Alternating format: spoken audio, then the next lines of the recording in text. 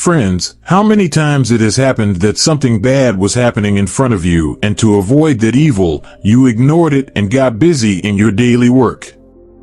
We all might have done this at some point in our lives, but what? When the same bad behavior is happening to you and other people have started doing their work by ignoring you, when someone is threatening you that if you tell the truth to someone, you will be harmed, will you still tell the truth? We will fight for our rights and truth. Friends, sometimes it takes a lot of courage to speak the truth, and this courage is necessary to stand up to the wrong. It can be very difficult to bring this courage within yourself. How many people do you think? Will we dare to speak the truth in such a situation? Friends, through today's Buddhist story, we will learn that no matter how difficult the situation is, how important it is to speak the truth and face the wrong, and we will see that in today's story. How did the young man muster courage and supported the truth? So without any delay, let's start with the story. Once upon a time, there lived a young man in a city who was very good, very simple by nature, and very simple in heart. He neither used to fight with no one and never used to say good or bad to anyone. He also used to help people, but still some people call him good and bad. On this he smiles and goes away from the place where he used to work.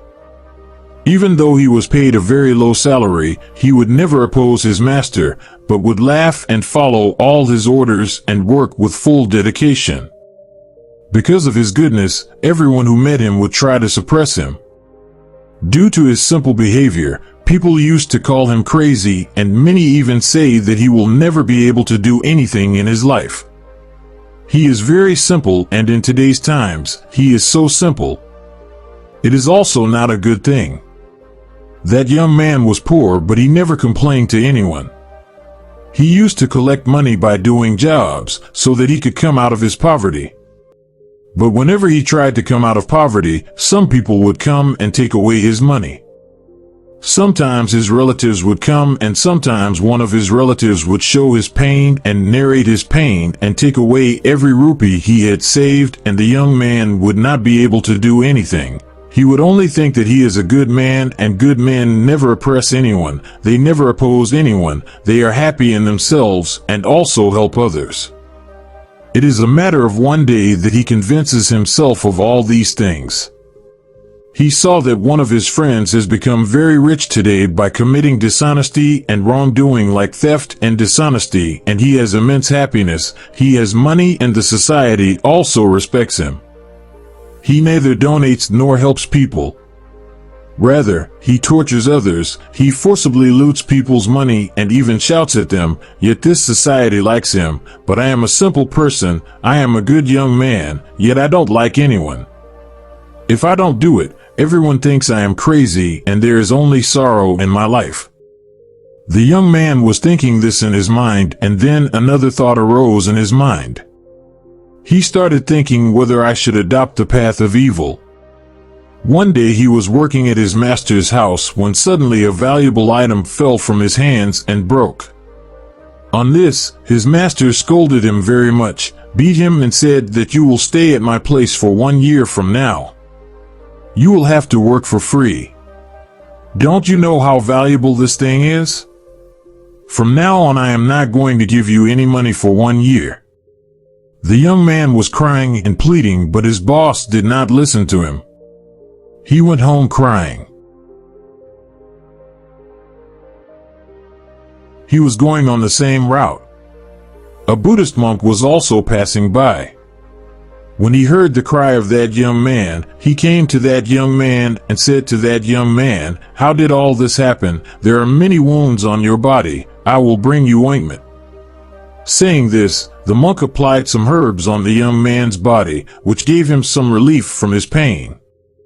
On this, the young man said to the Buddhist monk, "O Guru, you seem knowledgeable." When asked, "Will you answer one thing of mine?" On this the Buddhist monk says, "Ask." Then the young man says to that Buddhist monk, "O Guru, why do bad things happen to good people? I am a very simple person, I have never said bad things to anyone. Neither have I ever abused anyone, but I also help whoever comes to me asking for help. But till now nothing good has ever happened to me. I always live in sorrow, whereas there are many such bad people in this world. Those who are living their lives happily, while they rob people, snatch people's money, torture people, yet the society likes them and respects them. Why does this happen? In such a situation, should we also feel bad? Should we adopt the path of should we also become bad? The monk listened carefully to all the words of that young man, after which he replied to that young man and said, "My son, the one whose deeds are bad, he will definitely get the consequences of his deeds, and he will definitely happen. He who has good deeds will also definitely get the fruits of his good deeds, and it will necessarily be good." That's why the young man interrupts the guru and says, "O guru, is what you are saying true? Am I you? But I can trust because in this world I see everything is upside down. I see only bad happening to the good and good happening to the bad."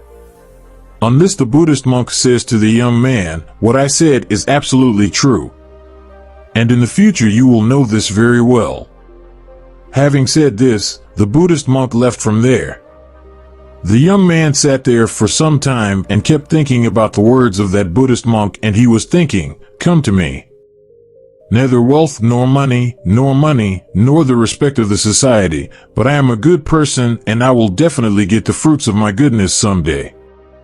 Thinking this, he returned back to his home. After a few days, the young man passed through the forest. He was going to his master's house. Then on the way the king's soldiers surrounded him, put a black cloth over his face and tied his hands, and then started beating him and taking him away. On this the young man kept shouting loudly. And he kept asking those soldiers, "Where are they taking me, and what about me?"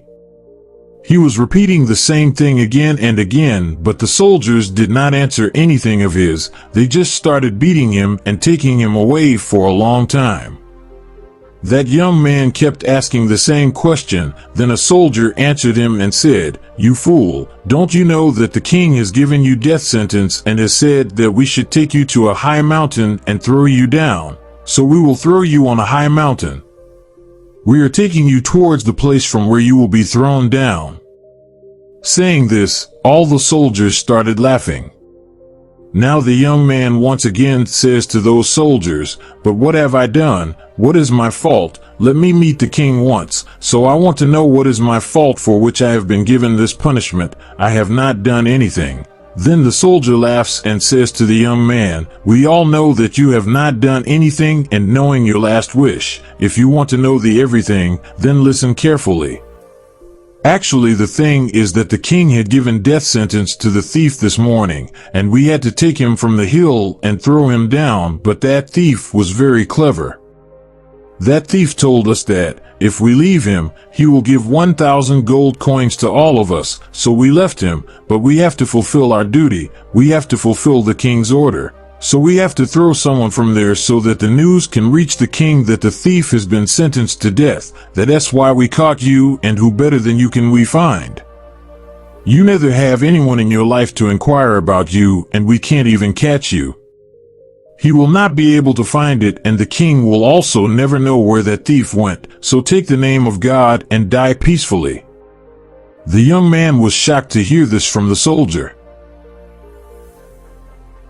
He started crying in front of all the soldiers with folded hands. He even cried and pleaded with him, but none of the soldiers listened to him, and they forcefully started dragging him to the top of the mountain. He kept shouting, "Leave me, let me go. I didn't do anything," but no one listened to his words. It didn't matter. In the end, after getting tired, the young man said to those soldiers, "Look, that thief has promised to give you 1,000 gold coins, and if you leave me, I will give all of you 10,000 gold coins." To this a soldier replied, "Well, now you are trying to make me fool. Do you think we are fools? You are a mere regular boy, and how will you get so much money?" On this the young man tells the soldiers that you should come with me. I will show you that I have a lot of money, and if I don't get the money, then you can bring me here once again. Otherwise, you can kill me there if you want. You have weapons also, and I am without any weapon. What harm will I be able to do to everyone?" Hearing these words of that young man, all those soldiers got into thinking for once. They all thought together and said to the young man, "Okay, we agree with you, but remember one thing of mine: if you don't get the money, we will kill you on the spot. Come on, show us where the money is." On this the young man says, "Before that, remove this black cloth from my eyes.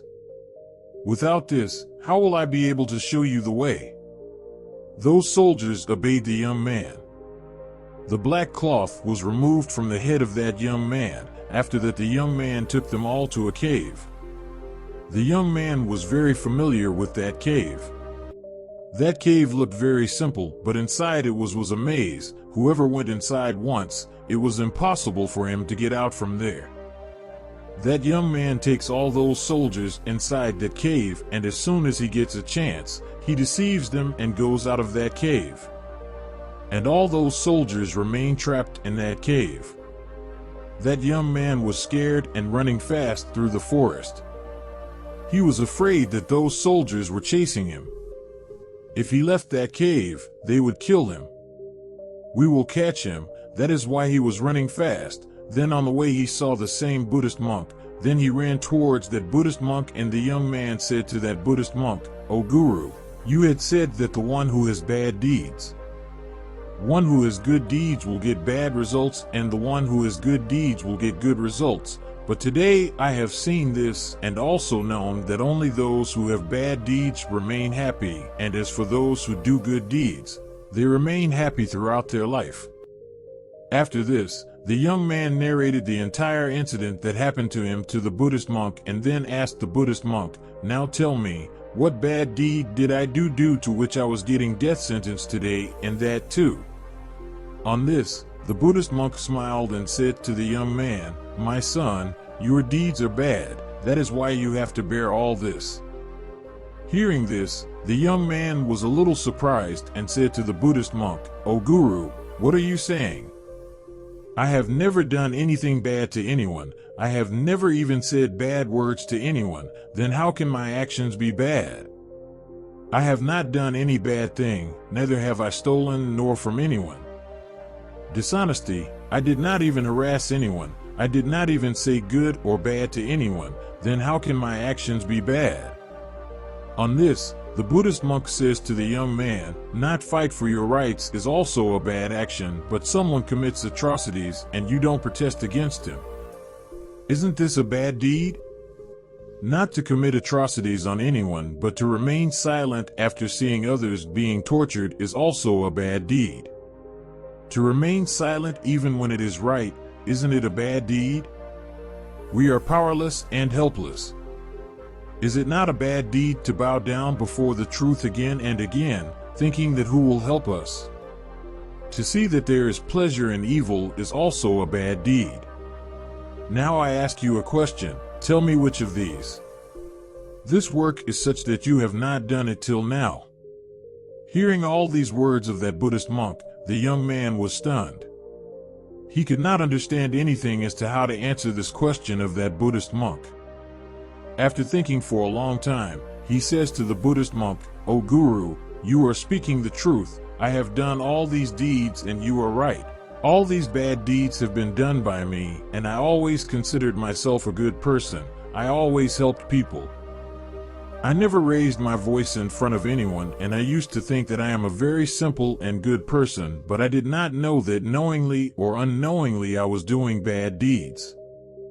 Further, the young man folded both his hands and said to those Thursdays, "Yes, O Guru, if all these are bad deeds, then what is good karma and who is a good person?"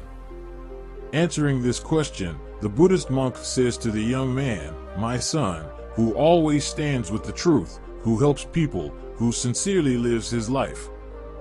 One who gets things done is humble but not weak, who can be proud of himself but not arrogant, who cannot tolerate evil but always strives for good, who is not lazy and has control over his life, Who is fearless? Then the young man says to the Buddhist monk, "O Guru, whatever you said is absolutely true, but you tell me, how can a poor and weak person stand in front of someone? How can he oppose someone?" On this the Buddhist monk, while answering this question of the young man, said, "Devotee, it seems that you have forgotten that just a short while ago you stood in front of those soldiers and saved your life with your wisdom. A person should always be powerful with his mind because this life doesn't last forever. It is better to live fearlessly and openly for one day." That's why the young man says to that teacher, "O Guru, all your words are true, but still if death is looming over someone's head, then that person should save his life." We'll definitely think about it, and I also did the same, but now when I am standing in front of you, I do not have that ability within me. I do not have the courage within me to oppose anyone, to stand in front of anyone. Only then that Buddhist monk. He smiles and says, "Then it's okay, you wait here. Those soldiers will come out of that cave anytime and will find you and throw you from the height of that mountain, and you will not be able to do anything, because you are in their hands. You consider yourself weak. You consider yourself a good person, because you don't persecute anyone. Even though people can persecute you, that's because you want people's sympathy." Further, the Buddhist monk says to the young man, "Son, I always say one thing. Remember, we should be strong and not hungry for sympathy, and if you ask for sympathy from people by saying this, you will get a lot of sympathy. But you will never get justice, and taking justice and not fighting for justice is like doing injustice to yourself." Only then that the young man says to the Buddhist monk, "O Guru, what you are saying is true, but to whom should I go to ask for justice? Who will listen to me?" The Buddhist monk replies and says, "Son, you can go to the royal palace and plead for justice in front of the king." On this, the young man gets scared and says to the Buddhist monk, No, Guru, how will I be able to stand in front of the king? What is my status in front of him? I don't have the courage to go and stand in front of the king if he gets angry. Then he will give me the death penalty." Then the Buddhist monk smilingly says to the young man, "Son, you have already got the death penalty, even though the king may not have given it, but the soldiers have given you the death penalty." Saying this, the Buddhist monk left from there. The young man was standing there thinking about the words of the Buddhist monk, and then suddenly he heard the sound of someone coming. He quietly went and hid in the bushes. It was almost night, due to which no one was visible in those bushes. The young man spent the whole night there, and he kept thinking only that what should he do? Should he live his life in fear, or should he become as bad as his friends had become? After all, after thinking for a long time, he decided that he would remain a good man. Next morning, he gathered courage and reached the royal court. After reaching the royal court, he pleaded for justice from the king. A court was held, and the young man was brought to court. The king asked the young man, "What is your problem? Who tortured you?" On this the young man said to the king, "Your Majesty, I will tell you their names, but as soon as I tell them their names, I will tell you that all the people standing here will become my real enemies, and it is possible that they will even kill me right here." The king says to that young man, "Feel free, this is our country, this is our royal palace, no one can do anything to you here." Then the young man says to the king, "I have been tortured by the king of this kingdom, and I am the victim of his atrocities. The king is a criminal." On hearing this, all the people sitting in the royal court stood up from their seats, and everyone voiced and said, "King, he should be given death sentence," but the king did not listen to any of them. The king thought for some time, and after that the king said, "Okay, I am ready to agree to you, but now I want you to clarify your point. What do you want to say? If it becomes clear from your words that the king of this kingdom has tortured you, then you will definitely get his punishment, and you should also give that punishment to the king." Hearing this, all the people present in the royal court sat on their seats, and everyone got ready to listen to the young man. Then the young man said to the king, "O king, yesterday morning you had given death sentence to a thief in the name of your soldiers. have offered that thief by taking 1,000 gold coins, and in return they tried to catch me and throw me from the hill, but somehow I managed to escape from there, and this is not the first time this has happened, but this has happened many times and before. Many a times many poor people have died in a similar manner, and the king feels that he has done justice, but the king does not see whether his orders are being fulfilled or not. Is his justice being fulfilled or not? The justice done is turning into injustice for someone. The lamp of a poor person's house is extinguished, and the king is not even aware of it.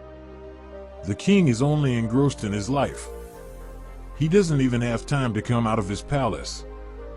He doesn't even meet the common people. He does not even listen to their problems. He only depends on his ministers and his officers. My king has never even met me.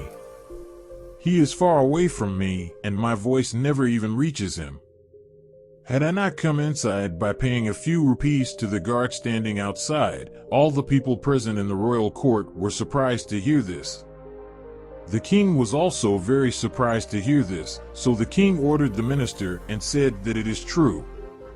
The minister immediately followed the king's order and found out from secret sources how much truth was there in what the young man was saying.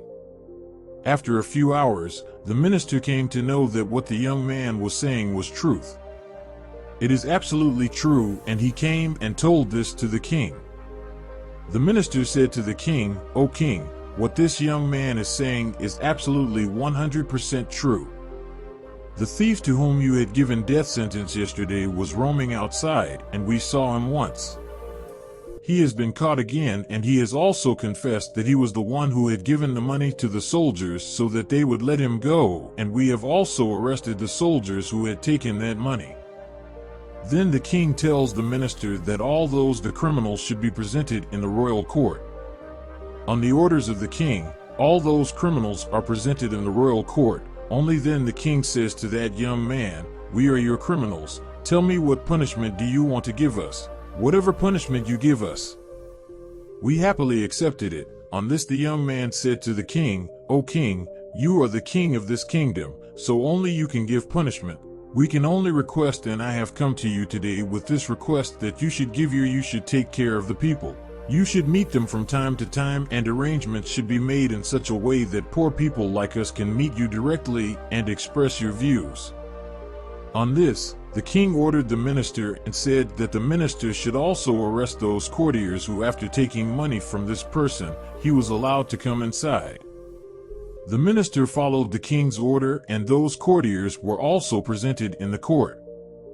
The king also fired those courtiers from their jobs and sentenced them to stay in the dungeon for 3 months. Narrated. Going ahead, the king says to that young man, "I have never seen a fearless person like you till date. You are honest and truthful, and people like you are very much needed in our society. Today you have shown a mirror to a king like me too." He says to the young man, "Therefore, from today onwards I declare you the chief minister of this state." On this the young man says, No, my king, I had just come here with my request. You listen to me. I am happy with this." Saying this, the young man saluted the king, and returned back to his home. Soon the name of that young man spread throughout the kingdom. Everyone started knowing him, and that person used to say only one thing: the result of good deeds is always good. We just need to avoid evil. We should not be afraid. We have to face the truth without fear. Friends, through this story, I hope that you have understood what it means to be good and how to become a true person. If you also consider yourself a good person, and if you believe that you are a true person and you feel that you are good from within and bad things are happening to you, then who is the cause of that evil? Who is the cause of that pain? You must have known very well. Hence you feel weak and helpless. Don't agree. Learn to fight for yourself. Make yourself strong from within. Harden your mind so that you can face those situations and people who try to take advantage of you, because tolerating bad is also a bad deed.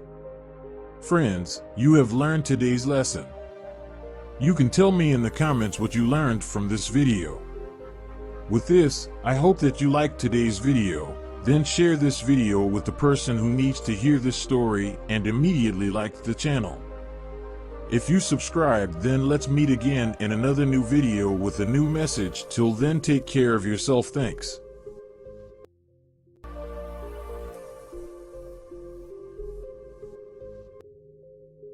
Thank you friends for watching my video. Please do consider to like, share and subscribe my channel for more upcoming videos. Thank you friends once again and have a nice day.